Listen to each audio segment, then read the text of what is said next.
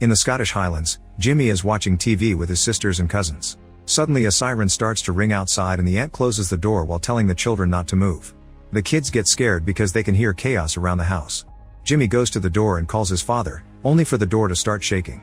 At that moment the room is forcefully opened and zombie-like creatures known as the infected burst in.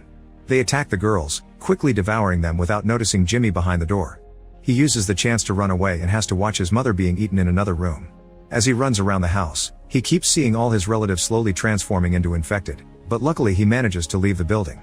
There are more infected outside, so Jimmy hurries to the church to find his father and ask for his help.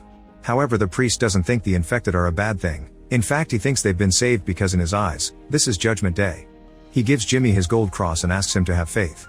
At that moment the infected burst through the windows and Jimmy runs away, but his father stays back because he wants to be saved. The infected pile up on him and quickly bite him, causing him to become an infected too. All this chaos is caused by the rage virus. Continental Europe drives it away and contains it in the UK, which is cut off from the rest of the world. It becomes a wasteland where survivors must fend for themselves. 28 years after the initial outbreak, a community of survivors lives on Lindisfarne Island, a safe zone separated from the mainland by a tidal causeway. Today a child named Spike will be taught how to kill his first infected. His father Jamie prepares breakfast but interrupts it when he hears his sick wife Isla falling in the bedroom. The duo rushes to check on her and she freaks out when she hears Spike will be training today. An argument ensues, but after a few words she just calms down. She's constantly suffering from memory loss and confusion, so half of the time she doesn't understand what's going on. Back in the kitchen, Spike finds Sam, who gives him a brand new bow. On their way out of town, everyone cheers for Spike and wishes him good luck. At the town gate, Jenny reminds him of the rules. Every person who leaves is allowed to come back, but if someone doesn't return, nobody will go looking for them. Rescues have already cost them too many lives. Then the duo crosses the causeway to reach the mainland. Jamie shares many stories from the old days and Spike can't believe people could live far away from the sea. They cross a bridge to reach a forest, always keeping an ear out for potential enemies. Eventually they find a slow infected crawling on the ground with a bird on its back. When it stops to eat some worms, Spike gets his bow ready and shoots an arrow that hits the infected in the neck for a quick death. Another infected approaches them from behind, so Jamie kills it with an arrow too. The noises attract more monsters and Jamie kills one more, but Spike asks him to let the last one go. Jamie is proud of his son, however Spike feels weird about having to kill. The duo keeps moving through the forest and sees some beautiful animals. Eventually they find an abandoned house, where an infected is tied upside down with a bag covering his head and letters carved on his back. Jamie theorizes someone captured him as a human and left him as bait, so now he's an infected too. He wants Spike to kill it, but the infected keeps struggling and the kid is too scared. The infected manages to release himself and Spike is startled into shooting, so an arrow to the head kills the monster. Afterward they keep wandering and find a half-eaten animal on the ground. Spike looks up and finds its head and spine stuck on a tree. For the first time today Jamie worries because this could have only been done by an alpha infected. He makes his son move faster and not make any sounds as they keep going. When they reach an open field, they find a horde of infected and their alpha leader, so the duo rushes back to the forest as a chase ensues. The danger doesn't stop Jamie from still training Spike, telling him how to shoot on the move and go for the killing blows, which are the heart and the head. They go back to the abandoned house, shooting every infected that follows them while looking for a safe place to hide. Eventually they find the entrance to the attic and climb inside, closing it before the infected could see them. Hours pass and the duo keeps looking outside, but the alpha never leaves the area. Jamie explains to his son that alphas are bigger, smarter, and need too many arrows to be killed. They don't have arrows left, so for now they'll have to wait. Spike feels guilty because he failed some shots and was too scared to shoot faster, but Jamie assures him he did amazing for his first time. In the middle of the night they see a person with a light and Jamie explains that's the quarantine patrol. On the opposite side they see a fire and Spike is curious about it, but Jamie quickly changes the subject. When Spike falls asleep, he has a very weird nightmare about his mother drowning and structures shaking. Jamie wakes him up because the house is the one shaking and they need to get out. The duo quickly rushes out and manages to escape right before the roof collapses. Knowing that the noise will attract the infected, Jamie and Spike start running home as fast as possible. The high tide has covered the causeway, but it's not very deep so they can still cross it. Suddenly a bunch of birds fly above them and the alpha appears on the causeway to chase after them. Spike slips on the water a few times but Jamie acts quickly to help him, and together they run fast enough to get back on land. Jamie then yells and blows a whistle to alert the guards at the gate. The group turns on the lights to locate the alpha and shoot him with arrows to make him fall. The creature recovers quickly, so the next arrow is set on fire before it's shot. This actually brings the alpha down and Jamie can drag his son to the gate. Jenny makes them wait for a few seconds until she's sure they're not infected before finally opening the gate to let them in. Later at a party, everyone celebrates Spike's return and first kill. Jamie tells the full story, but Spike is uncomfortable with the celebration of so much killing.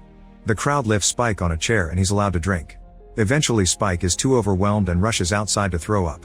At that moment he sees Jamie sneaking around with another woman and is devastated to watch his father have an affair. Spike goes home, where Sam is watching over a sleeping Isla. After sharing details about his adventure, Spike asks Sam about the fire he saw.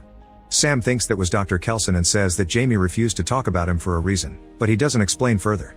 The next morning, Isla wakes up with a terrible headache and asks for medicine, but Spike doesn't know where to find any. Then Jamie comes back and Spike can't stand looking at him, so he leaves the room. After a few minutes, Spike gathers the strength to ask Jamie why he hasn't told Kelson to check on Isla. Jamie explains that Kelson went insane a long time ago and shares the story of what happened the last time they tried to visit him 15 years ago. A group of foragers that included Jamie found thousands of bodies on the ground neatly arranged in lines around the big fire. Kelson appeared to take the bodies to the fire and even waved at the group, who ran away in horror. Spike insists that Isla needs help and calls out his dad for his affair, which ends with Jamie slapping him. He immediately regrets it, but Spike runs upstairs to his mother's side. When Jamie tries to follow him, Spike takes out a knife and tells him to stay away from them. Jamie easily disarms him, but he doesn't want to make things worse, so he gives the knife back to Spike and leaves. Sometime later Spike lights a barn on fire, then he runs to warn the guards, saying everyone in town needs help putting out the flames. He promises to keep watch while the adults are gone, but as soon as he's alone, Spike retrieves Isla and they leave through the gate to take the causeway to the mainland. Isla freaks out when she realizes where they are and keeps calling for Jamie and her father. Spike calms her down and convinces her that a doctor will help her. After walking all day, they find a building to spend the night in. Isla is bored of keeping watching and wakes up Spike to share stories from before the outbreak, saying that Spike looks a lot like her father. As the conversation continues, Isla starts calling Spike dad. He tells her to sleep while he keeps watch. Unfortunately Spike is tired and ends up falling asleep as well, so an infected manages to enter the building. It tries to eat Spike's shoelaces and spits them when it realizes they aren't worms. Then it gets close to Spike's face, but when it's about to bite, someone pulls it back. At that moment Spike wakes up and thinks he dreamed the whole thing, but the dead body of the infected is nearby. Isla says she doesn't know what happened, but a flashback reveals she smashed the infected's head against a statue. Meanwhile, a group of soldiers is being chased by a horde of infected.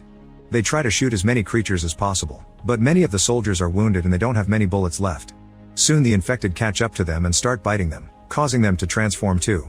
The other soldiers are forced to shoot their teammates and only 3 manage to escape. They reach a tunnel and close the gate before opening fire to kill the infected that get too close. Afterward they explore the tunnel, only to be jumped on by an alpha. He captures a soldier and tears his head off with the spine, which he uses to knock down another man. The 3rd soldier shoots at more infected at the door and runs from the tunnel. Back to Isla and Spike, they continue to travel while dealing with Isla's delusions. When they find an old statue, she talks to Spike for a while thinking he's her father. Her nose starts bleeding and the smell attracts an infected, but Spike quickly kills it with an arrow. Some of its blood drops on Isla's forehead, so Spike rushes to clean it before she can touch it. Soon more infected arrive and the duo runs as fast as possible, with Spike shooting arrows whenever an enemy gets too close. Eventually they make it to a gas station and struggle with the door until they manage to get inside. The room is filled with fumes that make it hard to breathe. The infected follow them inside and the duo has to keep running. Spike grabs some objects and throws them at the creatures to slow them down. There are too many monsters and they surround them at a dead end, but at that moment a ceiling hatch opens and Soldier Eric tells the duo to hide. Then he opens fire at the infected, and the contact with the fumes causes a big explosion. The flames burn all the creatures, who desperately try to escape but fall dead before they can leave. Isla and Spike have hidden well and don't get hurt. As soon as there's an opening, they leave the building. While Isla throws up and deals with a headache, Eric approaches them to ask for guidance and freaks out when Spike has no answer to give him. In the end, Eric decides to go with them and even volunteers to carry Isla while they travel. After a few hours, they stop to take a break and eat some apples. Eric tries his phone but he has no signal and little battery life left. Spike never saw a phone before, so Eric teaches him how it works and shows him a picture of his girlfriend.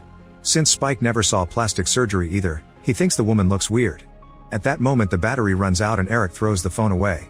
Then the group gets going and Isla leaves the guys behind when she hears a noise. She follows it to an abandoned train full of rats, and inside she's shocked to find a pregnant infected woman. At first the infected is aggressive, but Isla shows that she means no harm and helps her give birth. When the boys arrive, Isla makes Spike cut the cord and cleans the baby with water. When the infected roars and moves forward, Eric immediately shoots her dead. Eric wants to kill the baby too, however Spike and Isla have taken a closer look and concluded the child is human. When Eric is about to shoot anyway, an infected hand reaches through the ceiling and pulls him out. Then the infected jumps inside, revealing that he's an alpha and that he has Eric's head. When he notices the dead infected, he gets furious and starts chasing after the humans. As they run, Spike keeps shooting arrows, which don't cause much damage but at least slow the Alpha down.